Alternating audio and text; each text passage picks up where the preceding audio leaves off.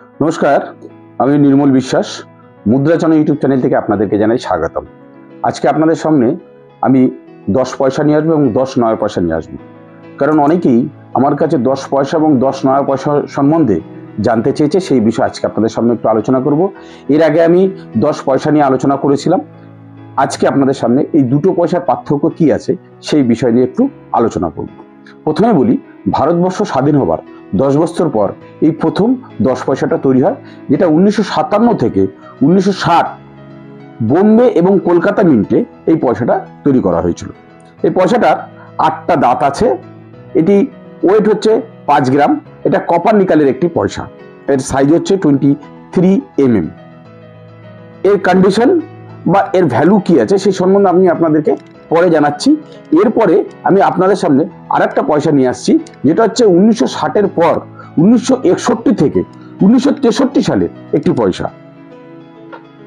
এটা 1962 সালের আমার কাছে এই পয়সাটা আছে। এটা 1961 থেকে 1963, মানে 61, 62, 63 তিনটি বছরে 3টি মিন্টে এই পয়সাটা তৈরি করা হয়েছে। এই পয়সাটা হচ্ছে বোম্বে মিন্ট, কলকাতা মিন্ট এবং হায়দ্রাবাদ মিন্ট, 3টি মিন্টে এই পয়সাটা তৈরি করা হয়েছে। আর এর ভ্যালু সম্বন্ধে, এর দাম কি আছে, এর কন্ডিশন কি আছে, এই সম্বন্ধে আমি আপনাদেরকে আরো পরে জানাচ্ছি। আরো একটা, এবার যেটা পয়সাটা নিয়ে আসছি সেটা হচ্ছে একটা 10 পয়সা। এতক্ষণ আপনাদের সামনে যে দুটো পয়সা নিয়ে আমি আলোচনা করলাম সেটা হচ্ছে 10 নয়া পয়সা। এবার যেটা পয়সাটা আপনাদের সামনে নিয়ে আসি সেটা হচ্ছে 10 পয়সা। এটা হচ্ছে 10 পয়সা। এটা এই 10 পয়সাটা চালু হয়েছিল 1964 সালে। 1964 সালে ওই পয়সাটাকেই শুধু 10 পয়সা বলা হয়েছে। এটা আবার 3টে মিন্টে তৈরি করা হয়েছে, বোম্বে, কলকাতা এবং হায়দ্রাবাদ মিন্ট। এই পয়সাটা তৈরি হয়েছিল 1964 থেকে 1967 সাল পর্যন্ত। এটা হচ্ছে আমাদের 10 নয়া পয়সা বা 10 পয়সার বিষয় আপনাদেরকে জানালাম। এবার আসি, 1957 সালে যে বোম্বে মিন্টের পয়সাটা তৈরি হয়েছে সেটা একটা স্কয়ার ক্যাটাগরির পয়সা। এটা বোম্বে মিন্টে তৈরি করা হয়েছিল। আর 1958 সালে এটা বোম্বে মিন্ট এবং কলকাতা মিন্টে তৈরি করা হয়েছিল। এটা হচ্ছে 1958 থেকে 1961 হায়দ্রাবাদ মিন্টের যদি পয়সা থাকে সেটা হচ্ছে একটা রেয়ার ক্যাটাগরির পয়সা। 1959 সালে বোম্বে মিন্টে যে পয়সাটা সেটা হচ্ছে স্কয়ার ক্যাটাগরির পয়সা এবং 1962 সালে এটা হায়দ্রাবাদ মিন্টের পয়সা, সেটা হচ্ছে একটা রেয়ার ক্যাটাগরির পয়সা। 1960 সালে বোম্বে মিন্টে হচ্ছে স্কয়ার ক্যাটাগরির পয়সা। 1963 সালে এটা হচ্ছে একটা হায়দ্রাবাদ মিন্টের রেয়ার ক্যাটাগরির পয়সা। 1964 সালে বোম্বে এবং কলকাতা এই দুটো পয়সা হচ্ছে স্কয়ার ক্যাটাগরির পয়সা।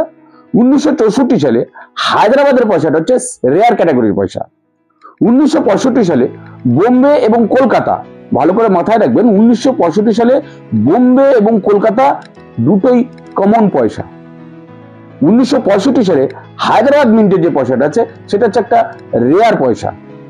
আর 1966 সালে যতগুলো মিন্টের পয়সা তৈরি হয়েছে সবই কিন্তু কমন পয়সা।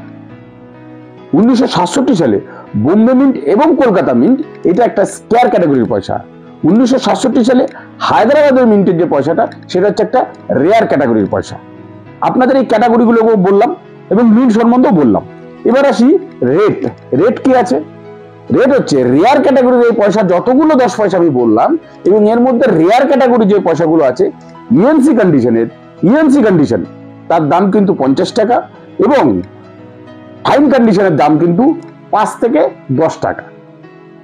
ভালো করে মাথায় রাখবেন, 5 থেকে 10 টাকা দাম হচ্ছে রেয়ার ক্যাটাগরির পয়সা। এবার স্কয়ার ক্যাটাগরির পয়সাগুলো বলছি।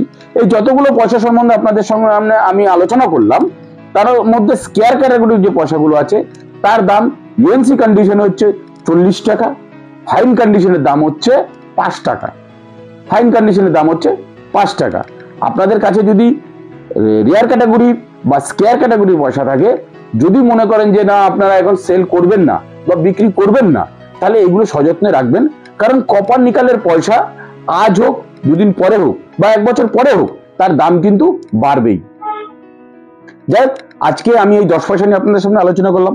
যদি আজকে ভিডিও আপনাদের ভালো লেগে থাকে অবশ্যই লাইক, শেয়ার, কমেন্ট ও সাবস্ক্রাইব করতে ভুলবেন না।